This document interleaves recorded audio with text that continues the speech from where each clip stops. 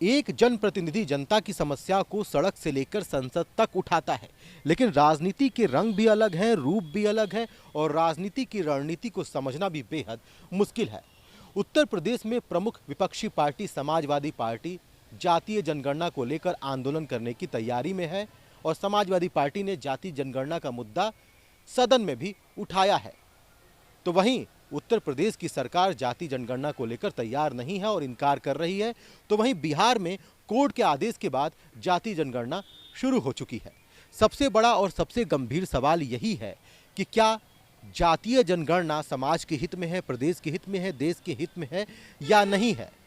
खैर, जातीय जनगणना को लेकर समाजवादी पार्टी ने अपने घोषणा पत्र में भी जिक्र किया था और वादा किया था कि उनकी सरकार आएगी तो वो जातीय जनगणना कराएंगे। और फिलहाल जातीय जनगणना को लेकर ओम प्रकाश राजभर ने भी आवाज उठाया था। फिलहाल ओम प्रकाश राजभर एनडीए में शामिल हो चुके हैं।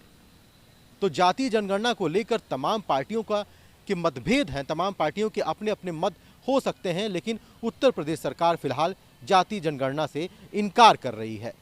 सरकार के मना करने से क्यों होता है? सरकार तो अधिकार देना ही नहीं चाहती है, और वो भी भारतीय जनता पार्टी से हम क्या उम्मीद करेंगे? क्या भारतीय जनता पार्टी जातीय जनगणना करेगी? हाँ, भारतीय जनता पार्टी जब सत्ता से हट जाएगी तब जातीय जनगणना होगी। अधिकारी पिटाई भी कर रहे हैं।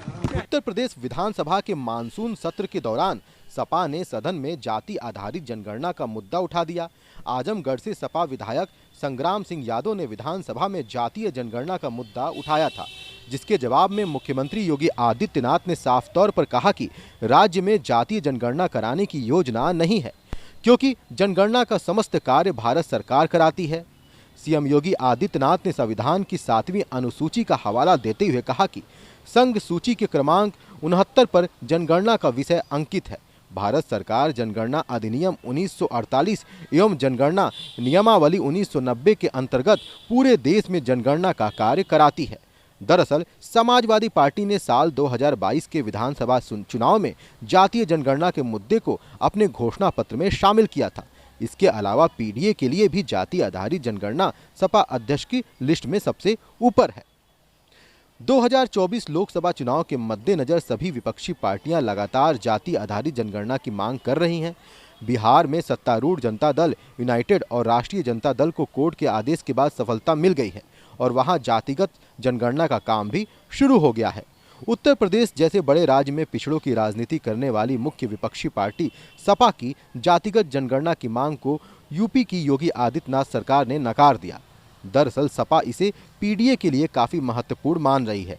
उत्तर प्रदेश में पिछड़ों का अच्छा वोट बैंक है, जिस पर समाजवादी पार्टी अपना पूरा हक समझती है और 2024 लोकसभा चुनाव में यूपी की 80 सीटों पर पीडीए के जरिए कब्जा जमाना चाहती है। लेकिन बीजेपी जाति आधारित जनगणना के पक्ष में नहीं है। बीजेपी का तर्क है कि इससे समावेशी विकास नहीं होगा और संख्या में अधिक जातियों को ही इसका लाभ मिलेगा। सामाजिक न्याय मिले, जो बाबा साहब भीमराव अम्बेडकर जी के दिए हुए संविधान के तहत जो अधिकार, सम्मान और जो बराबरी की बात चाहते हैं, वो सभी लोग जाति जनगणना चाहते हैं। कभी कभी ये तर्क आता है कि पहले जाति जनगणना क्यों नहीं मांग थी? पहले ये परिस्थितियां नहीं थी। आज चाहे वाइस चांसलर का अपॉइंटमेंट हो, उनके द्वारा अपॉइंटमेंट्स हों, जिस तरीके से प्राइवेट संस्थाओं में जो नौकरी पाने वाले लोग हैं, वो कौन लोग हैं? इसलिए आज जाति जनगणना की बात हर तरफ और बहुत सारे लोग जो सामाजिक न्याय के पक्ष में हैं, ये जात के आधार का सवाल नहीं है। जिन लोगों ने भी, चाहे हमारी पार्टी के नेता रहे जनेश्वर मिश्र जी, ब्रजभूषण तिवारी जी, मोहन सिंह जी, डॉक्टर राम मनोहर लोहिया, बाबा साहब भीमराव अम्बेडकर, ये तमाम वो लोग रहे हैं जिन्होंने समय समय पर सामाजिक न्याय और जो पीछे छूट गए लोग, उनको कैसे आगे लाया जाए। इसलिए समाजवादी पार्टी जाति जनगणना के पक्ष में है। जो लोग जाति जनगणना के पक्ष में नहीं हैं, उनका वो नारा झूठा है कि सबका साथ सबका विकास।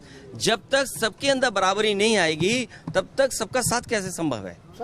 फिलहाल बात यदि दलित की करें तो दलित वोट बैंक जो है वो बहुजन समाज पार्टी का वोट बैंक माना जाता है, लेकिन अब दलित वोट बैंक भाजपा की तरफ भी जाता हुआ नजर आ रहा है, जिससे बसपा भी काफी परेशान नजर आ रही है। तो उत्तर प्रदेश में यदि जातीय जनगणना की मांग पूरी होती है तो इससे समाज को क्या फायदा मिलेगा, या सरकार को क्या फायदा मिलेगा, या क्या समाज का विकास हो पाएगा, प्रदेश का विकास हो पाएगा, ये भी विषय गंभीर है और इस पर भी विचार करना चाहिए।